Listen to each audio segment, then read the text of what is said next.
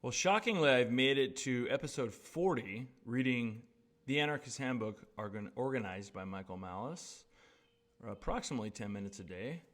And again, episode 40, and we're reading from Benjamin R. Tucker from State Socialism and Anarchism, How Far They Agree and Wherein They Differ. This was written in 1888 in the U.S. and A.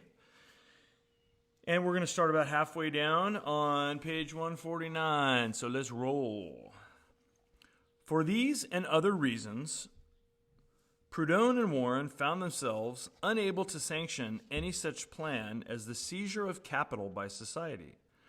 But though opposed to socializing the ownership of capital, they aimed nevertheless to socialize its effects by making its use beneficial to all instead of a means of impoverishing the many to enrich the few. And when the light burst in upon them, they saw that this could be done by subjecting capital to the natural law of competition, thus bringing the price of its own use down to cost, that is, to nothing beyond the expenses incidental to handling and transferring it. So they raised the banner of absolute free trade at home, as well as with foreign countries. The logical carrying out of the Manchester doctrine, laissez-faire, the universal rule. Under this banner, they began their fight upon monopolies, whether the all-inclusive monopoly of the state socialists or the various class monopolies that now prevail. Of the latter, they distinguished four of principal importance: the money monopoly, the land monopoly, the tariff monopoly, and the patent monopoly. First, in the importance of its evil influence, they considered the money monopoly, which consists of the privilege given by the government to certain individuals, or to individuals holding certain kinds of property, of issuing the circulating medium, a privilege which is now enforced in this country by a national tax of 10%. Upon all other persons who attempt to furnish a circulating medium, and by state laws making it a criminal offense to issue notes as currency. It is claimed that the holders of this privilege control the rate of interest, the rate of rent of houses and buildings, and the prices of goods, the first directly and the second and third indirectly. For, say Proudhon and Warren, if the business of banking were made free to all, more and more persons would enter into it until the competition should become sharp enough to reduce the price of lending money to the labor cost, which statistics show to be less than 3/4 of 1%. Yes, it actually says of 1%, so that must be terminology of the day. That's my editorializing. In that case, the thousands of people who are now deterred from going into business by the ruinously high rates which they must pay for capital with which to start and carry on business will find their difficulties removed. If they have property which they do not desire to convert into money by a sale, a bank will take it as collateral for a loan of a certain proportion of its market value at less than 1%. At less than 1% discount. Okay, there's a period after cent, so I don't know what to say about that.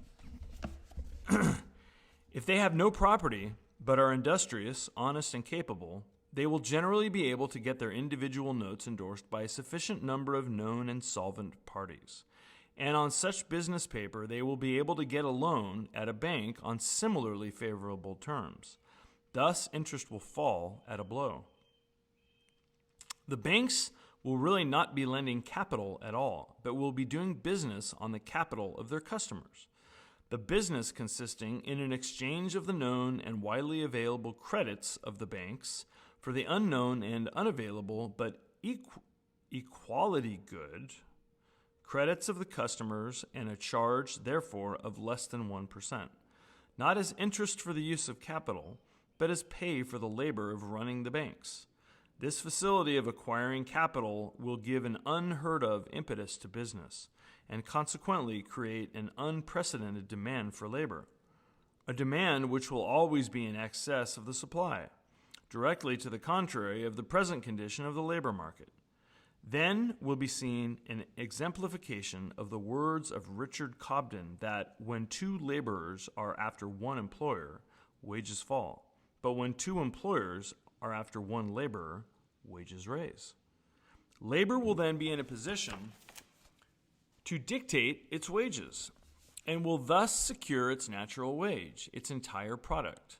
Thus, the same blow that strikes interest down will send wages up. But this is not all. Down will go profits also. For merchants, instead of buying at high prices on credit, will borrow money of the banks at less than 1%, buy at low prices for cash, and correspondingly reduce the prices of their goods to their customers. And with the rest will go house rent. For no one who can borrow capital at 1%, with which to build a house of his own, will consent to pay rent to a landlord at a higher rate than that. Such is the vast claim made by Prudhomme and Warren as to the results of the simple abolition of the money monopoly.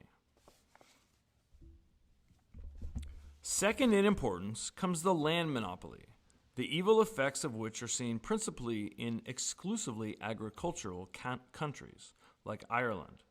This monopoly consists in the enforcement by government of land titles which do not rest upon personal occupancy and cultivation. It was obvious to Warren and Prudhomme that as soon as individualists should no longer be protected by their fellows in anything but personal occupancy and cultivation of land, ground rent would disappear, and so usury have one less leg to stand on.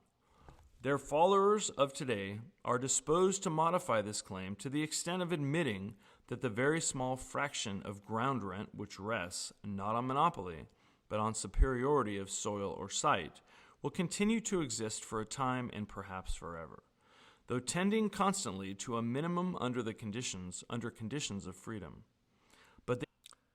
But the inequality of soils which gives rise to the economic rent of land, like the inequality of human skill which gives rise to the economic rent of ability, is not a cause for serious alarm, even to the most thorough opponent of usury, as its nature is not that of a germ from which other and graver inequalities may spring, but rather that of a decaying branch which may finally wither and fall. Third, the tariff monopoly, which consists in fostering production at high prices and under unfavorable conditions by visiting with the penalty of taxation those who patronize production at low prices and under favorable conditions. The evil to which this monopoly gives rise might more properly be called misusury than usury, because it compels labor to pay not exactly for the use of capital, but rather for the misuse of capital. The abolition of this monopoly would result in a great reduction in the prices of all articles taxed, and this saving to the laborers who consume these articles would be another step towards securing to the laborer his natural wage, his entire product. Prudhomme admitted, however, that to abolish this monopoly before abolishing the money monopoly would be a cruel and disastrous policy. First, because the evil of scarcity of money, created by the money monopoly, would be intensified by the flow of money out of the country, which would be involved in an excess of imports over exports, and second, because that fraction of the laborers of the country which is now employed in the protected industries would be turned adrift to face starvation without the benefit of the insatiable demand for labor which a competitive money system would create. Free trade in money at home, making money and work abundant, was insisted upon by Prudhomme as a prior condition of free trade in goods with foreign countries. Fourth, the patent monopoly, which consists in protecting inventors and authors against competition for a period long enough to enable them to extort from the people a reward enormously in excess of the labor measures of their services. In other words, in giving certain people a right of property for a term of years in laws and facts of nature, and the power to exact tribute from others for the use of this natural wealth, which should be open to all, the abolition of this monopoly would fill its beneficiaries with a wholesome fear of competition, which would cause them to be satisfied with pay for their services equal to that which other laborers get for theirs, and to secure it by placing their products and works on the market at the outset at prices so low that their lines of business would be no more tempting to competitors than any other lines. The development of the economic program, which consists in the destruction of these monopolies and the substitution for them of the freest competition, led its authors to a perception of the fact that all their thought rested upon a very fundamental principle, the freedom of the individual, his right of sovereignty over himself, his products, and his affairs, and of rebellion against the dictation of external authority. Just as the idea of taking capital away from individuals and giving it to the government started Marx in a path which ends in making the government everything and the individual nothing, so the idea of taking capital away from the government-protected monopolies, So the idea of taking capital away from government-protected monopolies and putting it within easy reach of all individuals started Warren and Proudhon in a path which ends in making the individual everything and the government nothing. If the individual has a right to govern himself, all external government is tyranny. Hence, the necessity of abolishing the state. This was the logical conclusion to which Warren and Proudhon were forced, and it became the fundamental article of their political philosophy.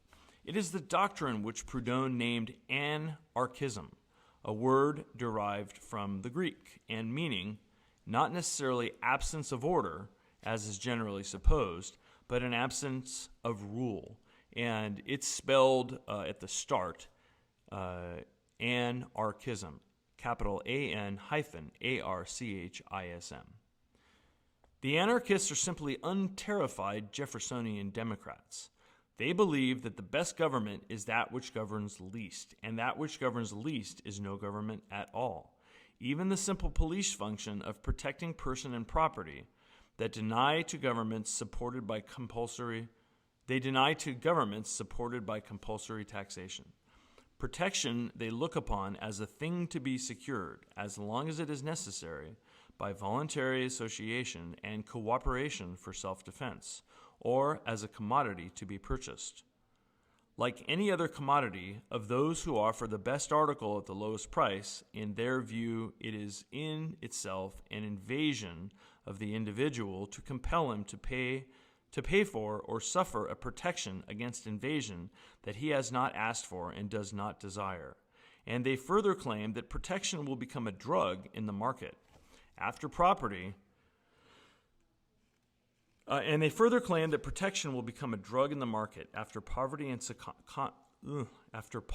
and consequently crime have disappeared through the realization of their economic program. Compulsory taxation is to them the life principle of all the monopolies, and passive but organized resistance to the tax collector they contemplate, when the proper time comes, as one of the most effective methods of accomplishing their purposes. Sorry, it was a little bit choppy today. I had to edit two pieces together, and we will stop right there, about 2/3 of the way down on page 153. And see you tomorrow for another 10-ish minutes a day reading the Anarchist Handbook, organized by Michael Malice.